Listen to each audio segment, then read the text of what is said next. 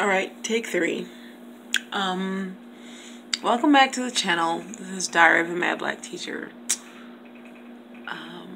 We are on spring break in Detroit, so I am off work, and today is my birthday. This year I did not plan a party, and I did not plan a trip. I just didn't feel like it. I am in such a funk about so many things that I don't want to plan anything anymore. Still packing up, cleaning up to move, and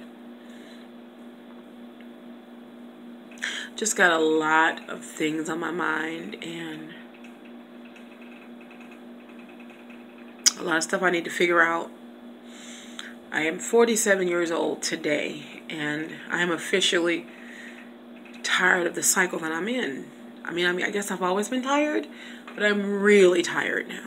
I am really tired of the cycle that I'm in, and I don't know how to get out of it. But all I know is that something really has to change. And not just my address, and not just, the changes that I need a deep-rooted change. I don't need any more physical changes. It's like, yeah, I move, or yes, I get fatter or thinner, or yes, I change my look, or wear different hair. The physical outside appearance changes always happen. I mean, that's just life. That's going to happen. I need a real rooted change, and not just with the, taking blood pressure medicine. I mean, I guess that's still physical. It's still your health. It's physical. So it's like, I'm just ready for a real change. And I don't know what that is, because it's not moving. I want to move, but I've done it twice, and I'm just gun shy now. I'm completely gun shy. I can't do it. Move out of state. I moved, for apartments many times, but move out of state. I'm gun shy now. I don't want to do that no more. It's like, I don't know if I want to do that anymore. I just can't. I can't fail at that one more time. I failed at it twice, and it still hurts. What else? I'm grateful for I know that everyone says my life is blessed, and I know that it is. I know that I can have so much more drama and pain and things happen to me. I know that. I know. But I just don't like living in that space.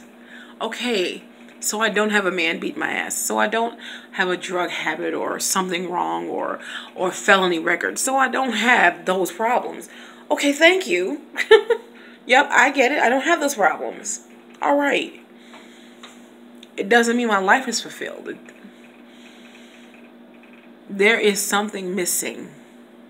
And what's missing is real love and companionship from a partner. That's just real. And I don't know what to do about it. I don't know how to reconcile with my job.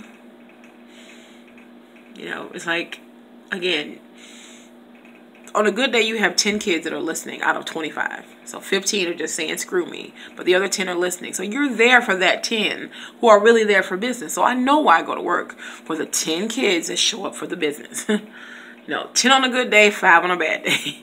So for the 5 to 10 kids who actually show up to do their jobs, I love you with all my heart. And that's why I'm there, because we're there to teach. But I don't know how to be settled in my spirit with kids who show up there for nothing, who just show up there because that's where their mothers dropped them off. Like, their lives are so traumatized that they're not at school for what school is for. They're at school because it's clean, it's quiet, and that's when somebody gives them something to eat. Like, they're there to get their needs met physically, not intellectually. They could care less. They don't do the work. So I'm just saying, I'm telling the truth. So I don't know how to reconcile with that. Like, I don't know how to not be mad about that. It's like, I have to put up. I'm happy to be there for the 10 that are there for the physical part and for the academics. And it's just frustrating to be there for the rest who just, I have 2 kids who come and go straight to sleep because that's the only place that's quiet for them to sleep. Like, okay, if you're going to do that, you can't be angry you didn't get the grade. But nope. They want to be able to sleep in class all day and then angry with me and get in my face about why they don't have a certain grade. Leave me alone. If you're going to sleep all day, you have to get the grade you get. So, anyway.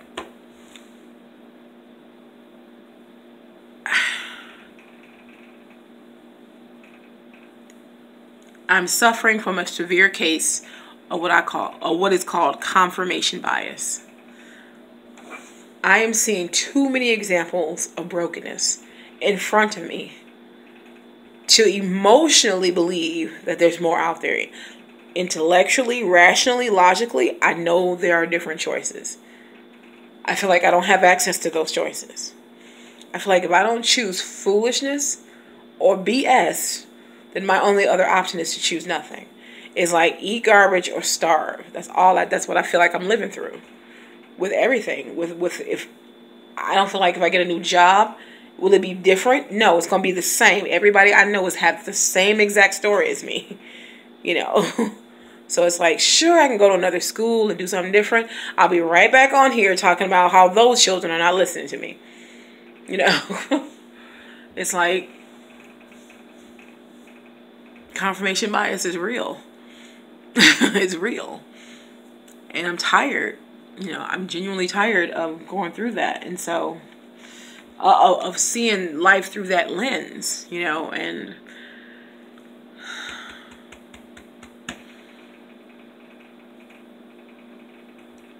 I can't change what's going on in education. I can't change how old I am and what happened in the past. I cannot change anything that's already happened. I can only enjoy my life now and prepare for the future. And I'm trying. I swear I'm trying, but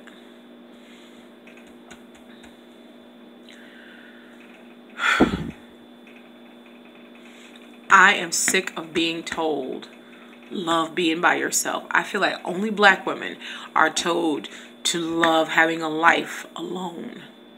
Love you, be you, enjoy being by yourself. Love your life alone. You by yourself, you independent, you strong, you beautiful. Love your life alone. That's what I'm hearing.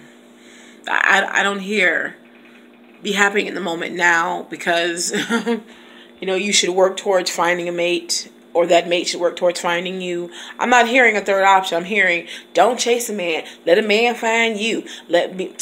He out there, he coming, don't worry. At 27, he coming. At 37, he coming. I'm 47. Is he coming? Like, really? How do I have to be? Do I have to be damn near dead? Somebody advising me that people get married at 90. You think I waited all my life to get married at 90 years old? Like, so it's not even getting married. It's about dating. It's about meeting people. People don't even want to date anymore. I'm so upset. Like, I don't even know if this is appropriate to talk about on this channel. You know, I mean, it's supposed to be teacher issues, but it's just like, no. To never have one birthday where a guy sends you flowers or holds your hand or plans something for you. To never have a birthday surprise from your significant other. To never celebrate one birthday with somebody special. And it was fine when I was younger. But this has officially gotten too hard for me. And I don't want to keep going through this. I don't want to be desperate and be with anybody. I don't want to continue to make the wrong choices. I don't want to be alone for the rest of my life. I am not looking forward to be anybody's second or third wife. I'm not looking forward to dying alone or not having the person or, oh wow, I met you when I was 70. I finally got married. I don't know. Like, oh, he's coming. It's okay. You just have to find the right person for you, the right fit. You're preparing. God's preparing him. He's preparing himself. It'll be okay. At this point, all of it sounds like bullshit. I'd rather somebody tell me you may possibly never find the right person for you and you need to try to accept being by yourself. No, I'd rather people say that to me than continue to say he's coming. For people to say to me for 20-something years, the right man is coming. No, I am not Job. I don't have the patience. I don't have it. So this is all just tiresome. Like, I recognize the blessings in my life. I genuinely do recognize it. And I praise it every day. And I know that I'm safe and that I'm warm and that people in the world who wish they had my problems. I get it. It's like my 0 is somebody else's 100. Like, I get it.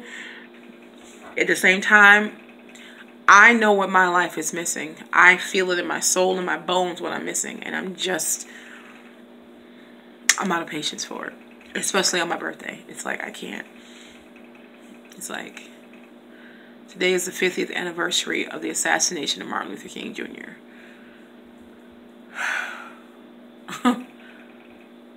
And I feel like Jill Scott, Maya Angelou, Kelly Price, Robert Downey Jr., and me all were born on this day. And it is the anniversary of the assassination of the greatest American hero. I feel like I'm not living up to something for him. You know, it's like, maybe it was just a coincidence that I was born on that day, but 4 years later, it was, well, yeah, 3 years later. So it's the 50th anniversary. I'm 47, so it was the 3rd anniversary when I was born. But the point is, it has to be something significant in the fact that I was born on such a phenomenal day, you know, and yet I feel like I'm not living up to it. Like when I see people out in the world, I'm not trying to compare myself to actors, but everybody I know that's born on this day with me, they are these fantastically talented people. And I see little bits of myself in all of them, and I'm just thinking, what did I miss that I didn't get to recognize or self-actualize in the way that they did? And no, I've read Maya Angelou's works and her information about her life, and no, she's had several marriages that weren't successful. So has Jill Scott, and so has Kelly Price. So maybe it's just something in us that we just cannot sustain relationships. I don't know, but... And we all know Robert Downey Jr. was on that shit for years. Like he's Iron Man now, but he was putting iron up his nose for 20 years. Like, he was arrested every week in the 80s and 90s. We seem to have forgotten that shit. We seem to have forgotten Robert Downey Jr.'s past. We just, oh, he's Iron Man. Okay. Yeah, he was snorting iron for about 20 years. But, I mean, you know, we all rise above our problems. I get it. My point is... I am 47 years old, and while I do know myself, I still don't feel self-actualized. I still don't feel like I am, in a way, because I remember when I was younger, saying what I wanted to do and be and what I wanted to have. I'm there. I didn't dream big enough. I didn't have a plan B, and nobody told me that the American dream is not for black people. It's especially not created for black women, and that 40-something years later, there won't be enough men left in your society for you to have a mate. You may very well die by yourself because there will not be enough men to have that. No one told me the truth because nobody thought that was going to happen. No one thought that was going to happen, so I don't know what to do anymore. I don't want to give up being a teacher. But I'm working hard on my mouth not to slip and just go, fuck this. In the middle of class, just drop my shit and go, fuck this, and walk out. Like I'm working hard every day not to say that. Like, I literally have to sit down and swallow and pray not to just throw my shit on the ground, say fuck all this bullshit, and walk the hell up out of there. I mean, some days it's that bad. I'm tired of trying to live off of a certain wage, and the cost of living going up, and the living wage is being held down. And yes, I Uber, yes, I Lyft, yes, I do after school tutoring, yes, I do summer school, yes, I'm going to do online tutoring or whatever I need to do to make extra pocket money, and yes, I know how to cut bills, to cut back, and clip coupons, do whatever I need to do to make sure my money stretches far enough. I know how to do all that. I'm fine, okay? I know how to sustain and survive, but I'm tired of that. I just feel like I'm just going around in a circle, you know, and and in little spaces and in little pockets. It's different, you know, when I tried to have the nonprofit, when I had the radio show, when I wrote the kids' books, or when I take a trip, or, you know, doing the YouTube community and meeting you all, like, you know, I have little spaces and pockets where there's difference, or I do something different, or I mix it up. But for the most part, my life is just keep, you know, work, apartment, move, work, apartment, move, you know, lose weight, gain weight, work, apartment, move, check your health. I mean, it's just the same little 10 things in a circle that just keeps going around. And when is it my turn to have the love I desire? And why should I and so many other women like me have to create a life void of a loving partner all the time?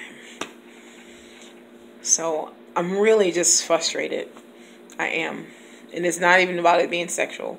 Because if right now I said, hey, if the next guy I saw, hey, let's have sex, somebody would be here banging me right now. If I wanted to just have my legs open and be a turnstile for guys to just keep going, yeah, my door would never stop being closed, seriously.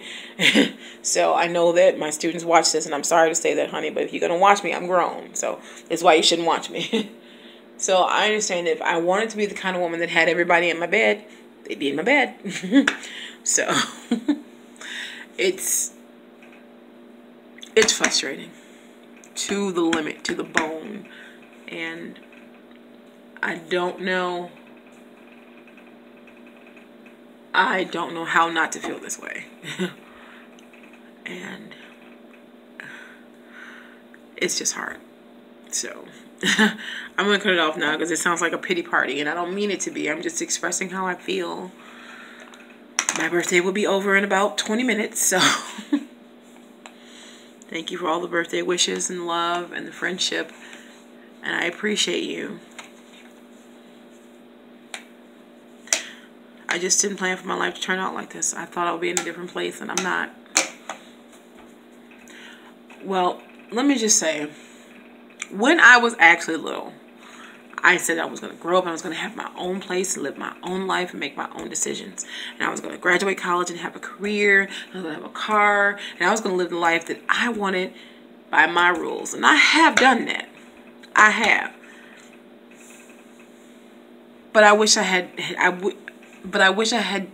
more information. You know, I wish I had known to make a B plan, a bigger plan. I wish I had dreamed a bigger dream, you know, for a better career, for entrepreneurship. I wish I had have gone to trade school like I wanted to. I mean, in hindsight, I just didn't have enough information to do any of the things that I did, which is why I failed at it. And so now that I have more information,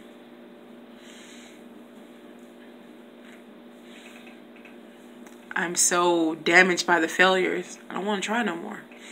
I don't want to keep doing that. Like, there's a part of me that really does want to move out of state again. Like, I've been back in Detroit about 5 years, and I'm feeling the itch to move again, but I just don't think so. Not now. You know, I mean, I'm 47. Maybe when I'm 50, I'll be heading towards, well, 50 is still middle age, but it's like 55. You can start getting senior discounts. So I'll be in the senior discount situation like in a few years. So, you know, maybe in my 50s, I'll move west where it's warmer and just do my best.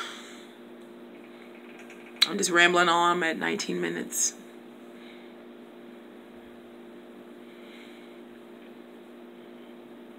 I've tried a lot of things. I don't know what else to do. I don't know what else to try. I don't know what other direction to go in. So,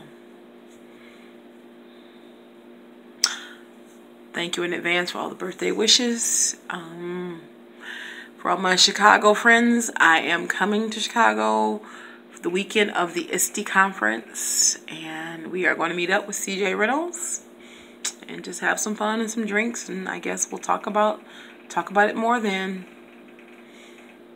Thank you for listening. Only a tribe can understand your vibe. If anybody has any suggestions, let me know. And remember, I've done online dating.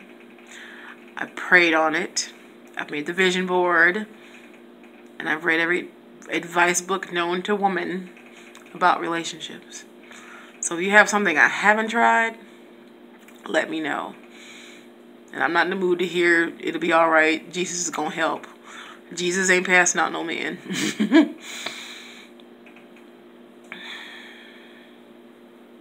Thanks. Bye.